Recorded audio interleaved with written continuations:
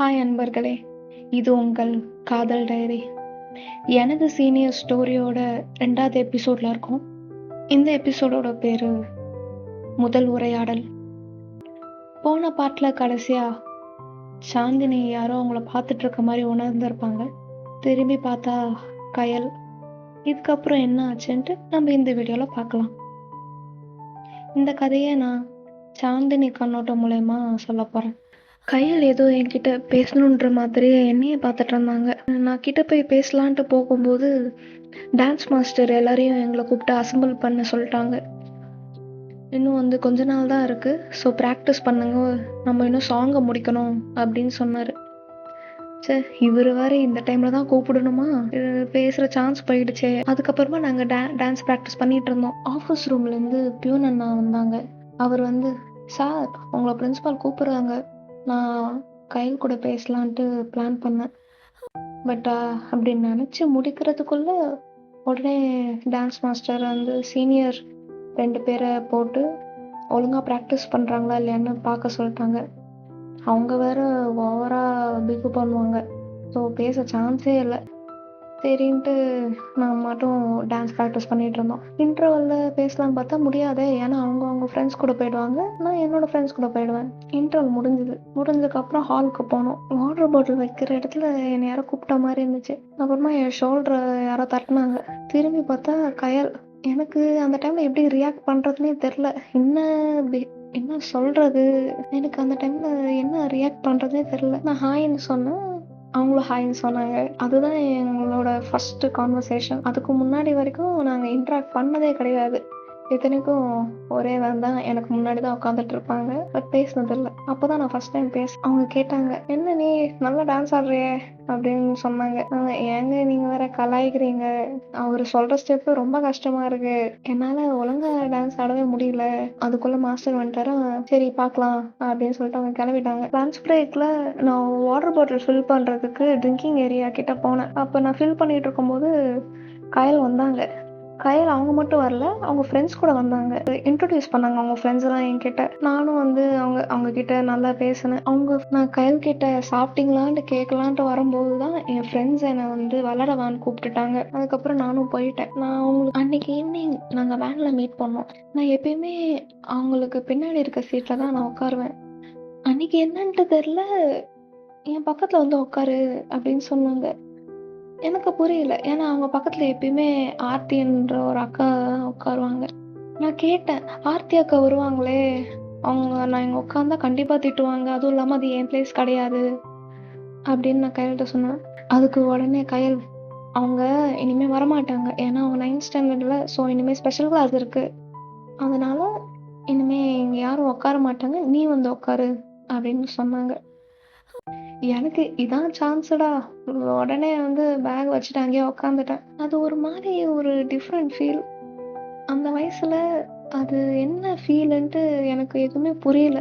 அதுவும் இல்லாமல் அந்த ஸ்கூலில் நான் ஃபஸ்ட்டு இன்ட்ராக்ட் பண்ண சீனியர்னு பார்த்தோன்னா கயல் தான். அப்படியே ஒரு 10 நிமிஷம் அமைதியாகவே இருந்தோம், எதுவும் பேசலை. அந்த குட்டி பொண்ணு சரண்யா மட்டும் என் மடியில் உட்கார வச்சுட்டு அவள் கூட சும்மா கொஞ்சிக்கிட்டு விளையாடிட்டு இருந்தோம். வேன் ஸ்டார்ட் ஆச்சு. அப்போ தான் சரி ரொம்ப நேரம் பேசாமல் இருக்கோம், எதாவது பேசலாம் அப்படின்னு சொல்லிட்டு நான் கேட்டேன், நீங்கள் எந்த ஸ்டாண்டர்டு அப்படின்ட்டு. கயல் உடனே அதுக்கு, அடி பாவி, இவ்வளோ நாளாக இங்கே நான் வேனில் வந்துட்டுருக்கேன், நான் எத்தனாவது படிக்கிறேன்னு கூட தெரியாதா அப்படின்னு சொன்னாங்க. இல்லைக்கா எனக்கு தெரியாது, நான் 7th ஸ்டாண்டர்ட் படிக்கிறேன் அப்படின்னு கயல் சொன்னாங்க. அதுக்கு மேலே என்ன பேசுறதுன்னு தெரியல. எஃப்எம் மட்டும் பாட்டு ஓடிட்டு இருந்துச்சு, அப்படியே கேட்டுட்டு இருந்தோம். ஈவினிங் நான் இறங்குறதுக்கு முன்னாடி அவங்க ஸ்டாப் வந்துடும். ஸோ அன்றைக்கி தான் நான் ஃபஸ்ட் டைம் அவங்க ஸ்டாப்பில் இறங்கும் போது பாய் சொன்னேன். அவங்களும் திரும்பி பார்த்துட்டு பாய் சொன்னாங்க. நான் அதே நினச்சி பார்த்துட்டு அப்படியே ஸ்டாப் வந்துச்சு, நான் இறங்கி வீட்டுக்கு போயிட்டேன். ஸோ நெக்ஸ்ட் டே மார்னிங் வழக்கத்துக்கு மேலே ரொம்ப சீக்கிரமாக ஏஞ்சி கிளம்பி 7:20க்குலாம் என் ஸ்டாப்புக்கு வந்துட்டேன். ஏன்னா கயல் இருப்பாங்க. என்னோடய ஸ்டாப் வரும்போது வேனில் 5 பேர் தான் இருப்பாங்க. 5 பேரில் கயல் ஒரு ஆள். அதுவும் இல்லாமல் நான் இன்றைக்கி கயல் பக்கத்தில் உட்கார போகிறேன். நான் வேனுள்ள என்ட்ரானோடனே கயல் என்கிட்ட, ஹே சாந்தினி, குட் மார்னிங் அப்படின்னு சொன்னாங்க. நானும் பதிலுக்கு குட் மார்னிங் அப்படின்னு சொன்னேன். எனக்கு அடுத்த ஸ்டாப்பில் தான் சரண்யா ஏறுவா. எப்பயும் போல் அவங்க அம்மா பிரேக்ஃபாஸ்ட்டு கொடுத்து அனுப்பிச்சாங்க. ஒரு மாதிரி ஜாலியாக இருந்துச்சு. ஸ்கூலுக்கு போகிறதுக்கு ரொம்ப நேரம் இருக்கிறதுனால கயல் சொன்னாங்க, வா நம்ம ஏதாச்சும் வந்து விளாடலாம் அப்படின்ட்டு. ஸோ அவங்க சஜஸ்ட் பண்ண கேம் வந்து நேம் பிளேஸ் திங்க் அனிமல். சரி நானும் ஓகேன்னு சொல்லிட்டு என் நோட் எடுத்தேன். நாங்கள் விளாட்றத பார்த்துட்டு எங்களுக்கு பின்னாடி உட்காந்துருக்க கேர்ள்ஸும் நாங்களும் ஜாயின் பண்ணிக்கிறோம் அப்படின்னு சொன்னாங்க. அப்போது கயல் வந்து இரு நான் என்னோடய நோட்டு தரேன், நீங்கள் அதுலேருந்து பேப்பர் கிழிச்சு எழுதுங்க அப்படின்னு சொன்னாங்க. பின்னாடியே நோட்டு கொடுத்தாங்க. நோட்டு அவங்க வந்து பின்னாடி கொடுக்கும்போது ஒழுங்காக பார்க்கல. நோட்டு ஆக்சுவலாக ஜன்னல் வழியாக இருந்துச்சு. அவங்க வந்து என்ன ரொம்ப நேரம் யாரும் வாங்கலேன்னு சொல்லிட்டு நோட்டை விட்டாங்க. அப்போ தான் வந்து ரியலைஸ் பண்ணாங்க நோட்டு வந்து விண்டோவிலே கீழே ரோட்லேயே விழுந்துருச்சு அப்படின்ட்டு. எனக்கு அதை பார்த்துட்டு ரொம்ப சிரிப்பு. அதை பார்த்து பின்னாடி இருக்கிற 2 கேர்ள்ஸு விழுந்து விழுந்து சிரிச்சிட்டு இருந்தாங்க. சரி நல்ல வேலை நான் கூட ரஃப் நோட் தான் எடுத்தேன். ஸோ ஒன்றும் பிரச்சனை இல்லை, பார்த்துக்கலாம் விடுங்க அப்படின்னு சொன்னாங்க. நாங்கள் எல்லோரும் விளாட ஸ்டார்ட் பண்ணோம்.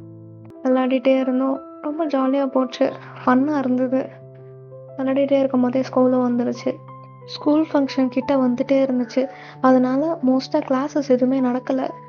ஃபுல் டே ப்ராக்டிஸில் தான் போயிட்டு இருந்துச்சு. இப்போல்லாம் எனக்கு டைம் கிடைக்குதோ அப்போல்லாம் நான் கையில் கூட பேசிகிட்டு இருப்பேன். ஸ்லோவாக அப்படியே அவங்க ஃப்ரெண்ட்ஸ் கூடயும் நான் மிங்கிள் ஆக ஆரம்பித்தேன். நானும் கையிலும் கொஞ்சம் கொஞ்சமாக நெருக்கமானோம். ஈவினிங் வேனில் வந்த உடனே நாங்கள் விளாட்றோமோ இல்லையோ நல்லா கதை பேசுவோம். அன்றைக்கி நாள் ஃபுல்லாக ஸ்கூலில் என்ன நடந்துச்சு, அவங்க ஃப்ரெண்ட்ஸ் சர்க்கிளில் என்ன நடந்துச்சு, அப்படியே கொஞ்சம் கொஞ்சமாக ஷேர் பண்ண ஆரம்பித்தோம். நானும் அதே மாதிரி என்னோடய ஃப்ரெண்ட்ஸ் சர்க்கிளில் என்ன ஆச்சு, கிளாஸில் என்ன நடந்துச்சு, டான்ஸில் என்ன நடந்துச்சு அப்படின்னு சொல்லிட்டு ஷேர் பண்ணிகிட்ருப்போம். அடுத்த நாள் காலையில் ஈவினிங் அவங்க ஸ்டாப் விட்டு இறங்கி போனதுலேருந்து நைட்டு தூங்குற வரைக்கும் என்ன ஆச்சுன்னு சொல்லிட்டு அந்த கதை எல்லாமே காலையில் வந்து பேசுவோம். எங்களே அறியாமல் நாங்கள் வந்து ரொம்ப க்ளோஸ் ஆனோம். அவங்க ஃபேமிலி பேக்ரவுண்ட், அவங்களோட க்ளோஸ் ரிலேட்டிவ்ஸ், கசின்ஸ் இதை பற்றி எல்லாமே வந்து நாங்கள் ஷேர் பண்ணிக்கிட்டோம். ஒரு பாயிண்ட் ஆஃப் டைமில் நான் அவங்கள அக்கான்னு கூப்பிட்றதே நான் ஸ்டாப் பண்ணிட்டேன். கயல்னு தான் நான் கூப்பிட ஸ்டார்ட் பண்ணேன். அவங்களும் வந்து எதுவும் பெருசாக கண்டுக்கல. உனக்கு எப்படி தோணுதோ நீ கூப்பிடு, எனக்கு எந்த பிரச்சனையும் இல்லைன்னு சொல்லிட்டாங்க. டான்ஸ் கேர்ள்ஸ் எல்லாரையும் இன்டர்வல் முடிஞ்சதுக்கப்புறம் ஸ்டேஜ் கிட்ட அசம்பிள் ஆக சொன்னாங்க. எதுக்குன்ட்டு சொல்லலை அவங்க. சரி நாங்கள் எல்லோரும் அங்கே போய் நின்னோம். அப்போ தான் சொன்னாங்க, அவங்களுக்கு வந்து மெஷர்மெண்ட்ஸ் எடுக்க போகிறோம், ஏன்னா ஸ்கூல் ஃபங்க்ஷன் ரொம்ப கிட்ட வருது, இப்போ வந்து ஸ்டிச் பண்ண கொடுத்தா தான் நமக்கு டைமுக்கு கிடைக்கும் அப்படின்னு சொன்னாங்க. மெஷர்மெண்ட்ஸ்லாம் எடுத்து முடிச்சதுக்கப்புறம் அகெயின் ப்ராக்டிஸ்க்கு போனோம். ஒரு 4 days கழிச்சு ட்ரெஸ்ஸஸ் எல்லாம் வந்துச்சு. எல்லாரையும் நேம் வைஸ் கூப்பிட்டு ட்ரெஸ்ஸஸை டிஸ்ட்ரிபியூட் பண்ணாங்க. ஸ்கூல் யூனிஃபார்மாலே போட்டு பார்த்து ஃபிட்டிங் சரியாக இருக்கான்ட்டு செக் பண்ண சொன்னாங்க. நான் வந்து உள்ளே போய் என் ட்ரெஸ்ஸை மேலே போட்டு பார்த்தேன். போட்டு பார்த்துட்டு நான் வெளில வந்து யார்கிட்ட காட்டுறது அப்படின்னு சொல்லிட்டு முழிச்சிட்டு இருந்தேன். நான் ட்ரெஸ்ஸு போட்டுட்டு கையில் வந்து தேடினேன். சொல்லி வச்ச மாதிரியே நான் தேடவும் அவங்க கரெக்டாக வந்தாங்க. வந்துட்டு என்ன என்னைய தானே தேடுற அப்படின்னு கேட்டாங்க. எனக்கா ஒன்றுமே பேச வரல. நான் வெறும் தலையை மட்டும் ஆட்டினேன். அதுக்கப்புறம் அவங்க ட்ரெஸ்ஸு ஃபிட்டாக இருக்கா, உனக்கு ஓகேவா அப்படின்ட்டு கேட்டாங்க. எல்லாம் ஓகே தான் அப்படின்னு சொன்னேன். அங்கே இருக்க டீச்சர்ஸ்லாம் இன்ஸ்ட்ரக்ஷன்ஸ் கொடுத்துட்டு இருந்தாங்க. யாருக்கெல்லாம் ஃபிட் ஆகலையோ வந்து சொல்லுங்கள், நம்ம ஆல்டர் பண்ணிக்கலாம். என்னோட டான்ஸ் குரூப்புக்கு கொடுக்குற மாதிரியே மற்ற குரூப்ஸ்க்கும் வந்து ட்ரெஸ்ஸஸ் டிஸ்ட்ரிபியூட் பண்ணிகிட்டு இருந்தாங்க. நானும் என் ஃப்ரெண்ட்ஸ்லாம் கலாய்ச்சிட்டு இருந்தேன். ஏன்னா சில ட்ரெஸ் நல்லா இருந்துச்சு, சில ட்ரெஸ் நல்லா இல்லை. அதெல்லாம் வெளியில் எங்கேயுமே போட்டுட்டு போக முடியாது போல். ஏன்னா அந்த ஸ்கூல் அந்த ஃபங்க்ஷன் ட்ரெஸ்னாலே இவங்க ஏதோ டிஃப்ரெண்ட்டாக ஸ்டிச் பண்ணி கொடுப்பாங்க. அந்த ட்ரெஸ்ஸு வந்து டான்ஸ் ப்ரோக்ராம் தவிர வேறு எங்கேயும் போட்டுட்டு போக முடியாது. அந்த 1 day போட்டுட்டு அப்படியே கழட்டி வச்சிட வேண்டியதான். ஈவினிங் கயல்கிட்ட அந்த ட்ரெஸ்ஸை பற்றி தான் டிஸ்கஸ் பண்ணிகிட்டு இருந்தோம். வழக்கம் போல் அவங்க ஃப்ரெண்ட்ஸ் சர்க்கிள் என்ன நடந்துச்சுன்னு சொல்லிட்டு பேசிகிட்டு இருந்தாங்க. இன்னும் 2 days தான் இருக்குது ஸ்கூல் ஃபங்க்ஷனுக்கு. ஸோ எந்த கிளாஸஸுமே இல்லை. ஃபுல் அண்ட் ஃபுல் ப்ராக்டிஸ் மட்டும்தான். அந்த 2 days ரொம்ப ஜாலியாக போச்சு. ஏன்னா கிளாஸஸ் கிடையாதுல்ல. ஸ்கூல் ஃபங்க்ஷன் டே வந்துச்சு. யாரெல்லாம் பார்ட்டிசிபேட் பண்ணுறாங்களோ அவங்க எல்லாரும் வந்து மார்னிங் 10 o'clockலாம் வந்துடணும்னு சொல்லிட்டாங்க. என்னென்ன திங்ஸ் எடுத்துகிட்டு வரணும் எல்லாமே இன்ஸ்ட்ரக்ஷன்ஸ் கொடுத்துட்டு இருந்தாங்க. எனக்கு என்ன வருத்தம்னா எனக்கு ஒரே வருத்தம் தான். நெக்ஸ்ட் டே என்னால வேன்ல போக முடியாது. அன்னைக்கு ஃபங்ஷன்றனால வேன் சர்வீஸ் கிடையாது. ஸோ நம்ம ஓன் டிரான்ஸ்போர்ட்ல தான் நம்ம ஸ்கூலுக்கு போனோம். மார்னிங் 10:00லாம் ஸ்கூலுக்கு ரீச் ஆயிட்டோம். எந்த டீம் எங்க இருக்கணும் அப்படின்னு சொல்லிட்டு டீச்சர்ஸ் எல்லாம் இன்ஸ்ட்ரக்ஷன்ஸ் கொடுத்துட்டு இருந்தாங்க. நான் அப்பதான் ஃபர்ஸ்ட் டைம் கையில கலர் ட்ரெஸ்ல பார்க்குறேன். அன்னைக்கு ஸ்கூல் ஃபங்க்ஷன்னால ஸ்கூல் யூனிஃபார்முக்கு வேண்டாம், கலர் ட்ரெஸ்ல வாங்கன்னு சொல்லிட்டாங்க. ஸ்கூல் ரொம்ப ஸ்ட்ரிக்ட்னால ஒன்லி சுடிதார் வித் ஷால் அது மட்டும் தான் அலோடுன்னு சொல்லிட்டாங்க கேர்ள்ஸ்க்கு. பாய்ஸ்க்கு collar shirt with formal pant, jeans not allowed. இது எல்லா ஸ்கூல்லையும் நடக்கிறது தான். கயல் ஃப்ரீயரில் வந்திருந்தாங்க. நான் எப்பயுமே ரெட்டை ஜடையில தான் அவங்கள பார்த்துருக்கேன். அன்றைக்கி தான் ஃபஸ்ட் டைம் அவங்கள ஃப்ரீ ஹேரில் பார்த்தேன். அவங்க ஹேர் ரொம்ப அப்படி லென்த்தியாக அப்படியே வேவியாக இருந்துச்சு. அவங்க காஜல்லாம் வைக்க மாட்டாங்க, ரொம்ப சிம்பிளாக தான் இருப்பாங்க. சின்னதாக ஒரு பொட்டு, அதுக்கு மேலே லைட்டாக தின்னூறு வச்சுருப்பாங்க. ஒயிட் வித் ப்ளூ சுடிதார் போட்டு வந்திருந்தாங்க. அவங்களுக்கு அது நல்லா சூட் ஆச்சு. அந்த கையல் கூட பேச எனக்கு பெருசாக வாய்ப்பு கிடைக்கல. பட் இருந்தாலும் நாங்கள் கண்ணாலேயே பேசிக்கிட்டோம். என்னோட அட்டென்ஷனை கிராப் பண்ணுறதுக்காக அவங்களோட புருவத்தை தூக்கி காட்டினாங்க. நான் அவங்கள பார்த்தேன். சாப்பிட்டியா? நான் பார்த்துட்டு மண்டையை ஆட்டினேன். சாப்பிட்டுட்டேன் அப்படின்ட்டு. நீங்கள் அப்படின்னு கேட்டேன். நானும் சாப்பிட்டேன். நம்ம அப்புறம் பேசலாம் அப்படின்னு சொல்லி சைகை காட்டினாங்க. எங்களால் பெருசாக பேச முடியல அந்த டைமில். அப்புறம் லஞ்ச் பிரேக் விட்டாங்க. லஞ்ச் பிரேக்கில் யார் எங்கே வேணால் உட்காரலாம், சாப்பிட்டுட்டு இத்தனை மணிக்கு இங்கே அசம்பிள் ஆகிடுங்க. ஒரு ஒரு கிளாஸ் ரூம்லேயும் வந்து ஒரு ரூம்லேயும் ஒரு மேக்கப் ஆர்டிஸ்ட் இருப்பாங்க. 7th ஸ்டாண்டர்ட் கிளாஸில் வந்து ஹேர், 8th ஸ்டாண்டர்ட் கிளாஸில் மேக்கப்பு, 9th வந்து ட்ரெஸ்ஸஸ், 9th ஸ்டாண்டர்ட் கிளாஸில் ட்ரெஸ் வேர் பண்ணணும் அப்படின்னு சொல்லி எல்லாருக்கும் இன்ஸ்ட்ரக்ஷன்ஸ் கொடுத்துட்டாங்க. நான் என் லஞ்ச் பேக் எடுத்துகிட்டு என் ஃப்ரெண்ட்ஸ் கூட போகலான் போது கையில் என்னை கூப்பிட்டுட்டு இன்னைக்கு என் கூட உட்காந்து சாப்பிடு அப்படின்னு சொன்னாங்க. நான் அப்படியே உள்ளுக்குள்ள இதற்குத்தானே ஆசைப்பட்டாய் பாலகுமாரா அந்த மாதிரி இருந்துச்சு. நான் அவங்க கூட போய் அவங்க கேங்கில் ஜாயின் பண்ணேன். அவங்க ஃப்ரெண்ட்ஸ் ஆல்ரெடி எனக்கு பழக்கம், நான் அவங்கக்கிட்ட நான் பேசுவேன். ஸோ அதனால எனக்கு ஆக்வர்டாக இல்லை, ஒரு மாதிரி கம்ஃபர்டபுளாக தான் இருந்துச்சு. நானும் கையிலும் பக்கத்தில் உட்காந்துட்டு இருந்தோம். அதுதான் ஃபஸ்ட் டைம் நாங்கள் வந்து ஒன்றா உட்காந்து சாப்பிட்றது. அவங்களுக்கு தயிர் சாதமும் பொட்டேட்டோ ஃப்ரைனா ரொம்ப பிடிக்கும். அவங்க அன்றைக்கி அதுதான் லஞ்சு கொண்டு வந்திருந்தாங்க.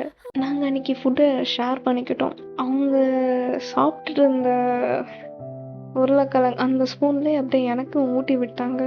என் மைண்டில் ஓடிட்டு இருந்த ஒரே விஷயம், அவங்க சாப்பிட்ட ஸ்பூனை நானும் சாப்பிட்றேன் அப்படின்ட்டு. எனக்கு ஒரு மாதிரி உள்ளுக்குள்ளே ஒரு ஷை, எனக்கு ஒரு மாதிரி உள்ளுக்குள்ளே ஒரு ஷையாக இருந்துச்சு. பட் நான் வெளியில் காட்டிக்கல. அவங்களும் அதை நோட்டீஸ் பண்ணாங்க, நான் அந்த மாதிரி ஃபீல் பண்ணுறத. நான் சாப்பிடும்போது அப்பப்போ கையிலே தான் பார்த்துட்டு இருந்தேன்.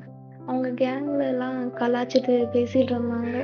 பட் நான் கையில் பக்கத்தில் உட்காந்துருக்கிறதுனால நான் எது மேலேயும் கான்சென்ட்ரேட் பண்ணவே இல்லை. அவங்க என் பக்கத்தில் இருக்காங்க, அது மட்டும்தான் நான் ஃபீல் பண்ணிகிட்டு இருந்தேன். லஞ்ச் பிரேக் முடிஞ்ச அப்புறம் எல்லாரும் அவங்களுக்கு அலாட் பண்ண ரூமில் போய் வெயிட் பண்ணிட்டு இருந்தாங்க. ஒரு ஸ்டூடெண்ட்டாக மேக்கப் ஆர்டிஸ்ட் எல்லாருக்கும் ஹேர் ஸ்டைல் பண்ணிகிட்டு இருந்தாங்க. நான் வந்து வெயிட் பண்ணிட்டு இருந்தேன். எனக்கு முன்னாடி என் ஃப்ரெண்ட்ஸ் எல்லாரும் வந்து ஹேர் ஸ்டைல் பண்ணிவிட்டு நெக்ஸ்ட் ரூமுக்கு மேக்கப்புக்கு போயிட்டாங்க. எனக்கு அப்போ லைட்டாக போர் அடிச்சுது. அப்போ தான் யாரோ வந்து பேசிட்டு வர மாதிரி இருந்துச்சு. எனக்கு டவுட்டாக இருந்தது, கையெல்லாம் இருக்குமான்ட்டு நினச்சிட்டே இருந்தேன். கையில் வந்தாங்க. அவங்க வந்தது எனக்கு உள்ளுக்குள்ளே ரொம்ப சந்தோஷமாக இருந்துச்சு. என்னோட டர்ன். அந்த மேக்கப் ஆர்டிஸ்ட் வந்து என்னோட ஹேர் ஸ்டைல் பண்ணிகிட்டு இருந்தாங்க. ஸ்டைல் பண்ணிட்டு இருக்கும்போது அவங்க சாஃப்டாகவே வந்து என் முடியை ஹேண்டில் பண்ணவே இல்லை, பிடிச்சி இழுத்துட்டு இருக்காங்க. எனக்கு இங்கே ரொம்ப வலிக்குது. கையில் அதை பார்த்துட்டு, இந்த என் கையை பிடிச்சிக்கோ, உனக்கு பெயின் தெரியாது அப்படின்னு சொன்னாங்க. நான் அவங்க கையை இறுக்கி பிடிச்சிக்கிட்டேன். எனக்கு அந்த பெயின் பெருசாக தெரியவே இல்லை. நான் கையை பிடிச்சிட்டு இருக்கேன்ற மாதிரி தான் இருந்துச்சு எனக்கு. நான் வேணும்னே அவங்க கையை இறுக்கி பிடிச்சேன். அவங்க வந்து என்ன நினச்சாங்கன்னா, எனக்கு ரொம்ப வலிக்குது போல், அதனால தான் இறுக்கி பிடிச்சேன் அப்படின்ட்டு. பட் எனக்கு மட்டும் தான் தெரியும் நான் எதனால் இறுக்கி பிடிச்சேன்னு சொல்லிட்டு. எனக்கு வலினால நான் இறுக்கி பிடிக்கல, அது அவங்க கை என் கைக்குள்ளே இருக்குது. அந்த ஒரு விஷயத்தினால மட்டும்தான் நான் அவளை இறுக்கி பிடிச்சிட்டு இருந்தேன். அந்த மேக்கப் ஆர்டிஸ்ட்டு எனக்கு தலை சீவி விட்டுட்டுக்கப்புறம் நெக்ஸ்ட்டு நான் பக்கத்து ரூமுக்கு போகணும். பட் எனக்கு போக மனசே இல்லை. அதனால கைல்கிட்ட சொன்னேன், கையில் நான் வெயிட் பண்ணுறேன், நம்ம 2 பேரும் ஒன்றாவே அங்கே போகலாம் அப்படின்ட்டு. அங்கே பெருசாக டீச்சர்ஸ் யாருமே இல்லை. ஸோ அதனால இதுதான் சான்ஸு, முடிஞ்ச அளவுக்கு கூட இருக்கலாம் அப்படின்னு சொல்லிட்டு அவங்கக்கிட்ட நான் கேட்டேன். அவங்களும் சரி ஓகே வெயிட் பண்ணு, பண்ணாலே போகலாம் அப்படின்ட்டாங்க. அவங்க தலை சீவும்போது என் கையை பிடிப்பாங்கன்னு பார்த்தேன். பட் அப்படி எதுவும் நடக்கலை. அவங்களுக்கு தலை சீவி முடிச்சதுக்கப்புறம் நெக்ஸ்ட் ரூமுக்கு போனோம். அங்கே வந்து ஆல்ரெடி நிறைய பேர் வெயிட் பண்ணிட்டு இருந்தாங்க. ஒரு 3-4 கேர்ள்ஸ் வெயிட் பண்ணிட்டு இருந்தாங்க. அவங்களுக்குலாம் முடிச்சிட்டதுக்கப்புறம் நெக்ஸ்ட்டு எனக்கு, அதுக்கப்புறம் கயலுக்கு. நாங்கள் வெயிட் பண்ணிட்டு இருக்கும்போது பேசிகிட்டு இருந்தோம். நேற்று சாயங்காலம் நீங்கள் வீட்டுக்கு போனதுக்கப்புறம் என்ன ஆச்சு அப்படின்ட்டு. ஏன்னா இன்னைக்கு மார்னிங் நாங்கள் வந்து வேனில் பேச அந்த சான்ஸ் கிடைக்கல எங்களுக்கு. ஏன்னா 10 o'clockலாம் நாங்கள் டேரெக்டாக ஸ்கூலுக்கு வர மாதிரி இருந்துச்சுல்ல. ஸோ அவங்க சொன்னாங்க என்ன நடந்துச்சு அப்படின்ட்டு. பேசிகிட்டே இருக்கும்போது மாஸ்டர் வந்தாங்க. மாஸ்டர் வந்துட்டு டைம் ஆயிடுச்சு, இன்னும் 1 hour தான் இருக்குது, நீங்கள் எல்லோரும் முடிச்சுட்டு ஹாலில் வந்து அசெம்பிள் ஆகிடணும் அப்படின்னு சொன்னார். அதுக்கப்புறம் மேக்கப் ஆர்டிஸ்ட் எல்லாம் வந்து வேக வேகமாக அவங்க ஒர்க்கை பண்ண ஆரம்பித்தாங்க. டான்ஸ் கேர்ள்ஸ் எல்லோரும் ரெடி ஆனதுக்கப்புறம் ஹாலில் போய் வெயிட் பண்ணிகிட்டு இருந்தோம். டான்ஸ் மாஸ்டர் வந்து இப்போ நெக்ஸ்ட் டான்ஸ் நம்மளோட டான்ஸ் தான், எல்லோரும் வாங்க அப்படின்னு சொல்லி கூட்டிகிட்டு போனாங்க. நல்லபடியாக நாங்கள் எல்லோரும் டான்ஸ் ஆடி முடிச்சுட்டு எங்களை எல்லாரையும் ஷெட்டு கீழே உட்கார சொல்லிட்டாங்க. அங்கே உட்காந்து மிச்சம் இருக்கிற ப்ரோக்ராம் தான் பார்த்துட்டு இருந்தோம். ப்ரோக்ராம் நல்லபடியாக முடிஞ்சுது. முடியறதுக்கு முன்னாடி பிரின்சிபல் வந்து வீக்கெண்ட் வேறு. ஸோ அதனால எக்ஸ்ட்ரா ஒரு நாள் வச்சு 4 days ஹாலிடே அப்படின்னு சொல்லிட்டாங்க. அப்போ எனக்கு ஃபஸ்ட்டு வந்த தாட்டு, அப்போ கயல் கூட பேச முடியாதா, கயல் இருக்க மாட்டாங்க அப்படின்ற ஒரு தாட் தான் வந்துச்சு. நான் கையில் பார்த்துட்டு இருந்தேன், கையில் என்னைய பார்த்துட்டு இருந்தாங்க. கையில் கண்ணாலே சைகை காட்டி என்ன அந்த சைடு வர சொன்னாங்க. ட்ரிங்கிங் வாட்டர் பக்கத்தில் ஒரு பெரிய மரம் இருக்கும். அங்கே பெருசாக நின்று பேசினா யாருக்கும் தெரியாது. ஸோ நான் அங்கே போனேன். அங்கே போயிட்டு எனக்கு அவங்க கையை மறுபடியும் பிடிக்கணும் போல இருந்துச்சு. நான் மனசில் நினச்சது அவங்கள கேட்டுச்சான்னு தெரில. அவங்க என் கையை பிடிச்சாங்க. எனக்கு ஒரு மாதிரி நர்வஸாக இருந்துச்சு. ஏன்னா அந்த இடத்துல யாருமே இல்லை, நாங்கள் 2 பேர் மட்டும்தான் இருந்தோம். என் கையை இறுக்கமாக பிடிச்சி 4 நாள் எப்படி அவங்க கூட பேசாமல் இருக்க போகிறேனே தெரியல. அவங்க கூட நான் பேசியே பழகிட்டேன். இப்போ திடீர்னு இந்த 4 days எனக்கு ரொம்ப பெருசாக தெரியுது அப்படின்ட்டு என் கண்ணை பார்த்து சொன்னாங்க. நான் எதுவுமே பேசலை. அவங்க கையை மட்டும் பிடிச்சிட்டு நான் அவங்களே தான் பார்த்துட்டு இருந்தேன். கயல், எனக்கும் அப்படி தான் இருக்குது. அவங்க கயல் உடனே நான் என்னோட நம்பரை தரேன், நீ அதுக்கு மெசேஜ் பண்ணு, நானும் மெசேஜ் பண்ணுறேன், நம்ம அதில் டச்சில் இருக்கலாம் அப்படின்னு சொன்னாங்க. ஆமாங்க, கயல்கிட்ட ஃபோன் இருக்குது, ஆனால் என்கிட்ட இல்லை. நான் வெறும் 5th standard தான் படிக்கிறேன். அதுவும் என் அம்மா ஃபோனு தான். அப்போல்லாம் பிஎஸ்என்எல் ஒரு நாளைக்கு ஒரு மெசேஜ் அனுப்புனா ₹1 போகும். இதை நான் எப்படி எங்கள் வீட்டுக்கு தெரியாமல் நான் அனுப்புறதுன்னு தெரியல. எனக்கு அந்த ஏஜில் எஸ்எம்எஸ் பேக் பற்றி எந்த ஐடியாவுமே கிடையாது. மெசேஜ் மட்டும் தெரியும், அதை டைப் அடித்து அனுப்புகிறேன், அது மட்டும் தெரியும். மற்றபடி வேறு எதுவும் பெருசாக நாலேஜ் கிடையாது ஃபோனை பற்றி. அவங்க வந்து ஒரு நம்பர் கொடுத்து, இந்த நம்பருக்கு மெசேஜ் பண்ணு, நீ எப்போ வேணாலும் அனுப்பு, நான் பார்ப்பேன். இதெல்லாம் எனக்கு ரொம்ப புதுசாக இருந்துச்சு.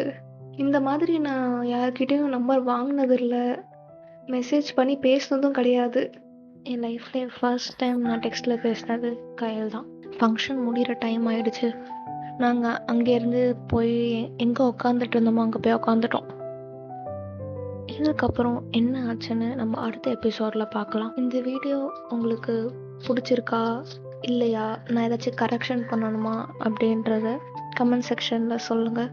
உங்கள் அன்புடன், இது காதல் டைரி.